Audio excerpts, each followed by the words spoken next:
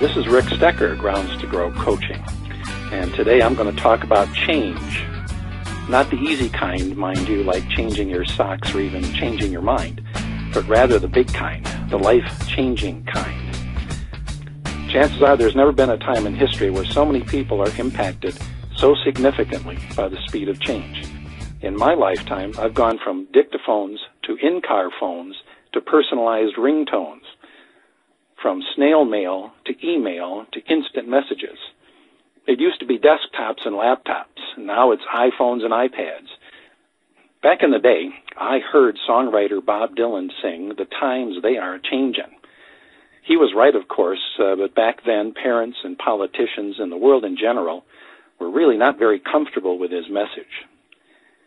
Now, fast forward a couple of decades, and here I am sitting in my first sales class, and the instructor, who was equal parts philosopher and educator, told us we strive for stability, but we thrive on change. He was right, too. No matter how much we'd like things to stay the same, they're always changing. On the one hand, most of us look forward to the latest technology. We can get instant entertainment, find old friends, or share glimpses of our lives with everybody we know, no matter where they are in the world. But on the other hand, if you're like me, you probably want to shout, "Slow down. Somebody please hit the pause button and let me finish my download." You know, I think we all have this love-hate relationship with change. We love change that saves us money, saves us time, and makes life a little easier. Yet in spite of the benefits, we tend to resist change, sometimes violently, and especially when it's thrust upon us. We resist change in our routines, in our jobs, in our relationships, and even physically in our bodies. But the reality is that our day-to-day existence is made up of a constant flow of big changes and little changes. For some of us, we barely notice the little changes, while for others, the same little change is the proverbial straw that breaks the camel's back, or if you prefer, the software that won't fit on the hard drive.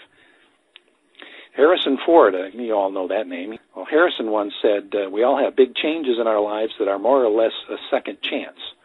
He was right, too. But the challenge that most of us face is how to effectively deal with the change so that we are open to the second chances they bring our way. I think that all of you listening in today can find at least one change in your lives that resulted in a new opportunity. Why then do we associate change with words like stress, fear, and even panic? The key to dealing with change is keeping our lives in balance. Every significant change that pops up can be balanced by a corresponding achievement that helps to even the scales. These achievements don't come easy. You have to look for them and work on them. My workshop, Finding Balance and Thriving in the Midst of Change, will show you the 5 things you can do to absorb the impact of change, incorporate change into your routines and patterns, and discover those second chance opportunities that are waiting for you. Change is inevitable, but most often it is our perspective that determines the outcome. When I conduct my workshop on finding balance and thriving in the midst of change, or work with my clients as their coach, we explore the changes they are experiencing, and together we create new perspectives and new strategies for them to easily accept and adapt to all the changes. Well, okay, as we close out the call today, I encourage you to think of change as an opportunity that is now here. Just like Harrison Ford said, we all have big changes in our lives that are more or less a second chance. If you want to see what life has in store for you, then let go of the past, accept the transition period for what it is, most importantly, embrace the change.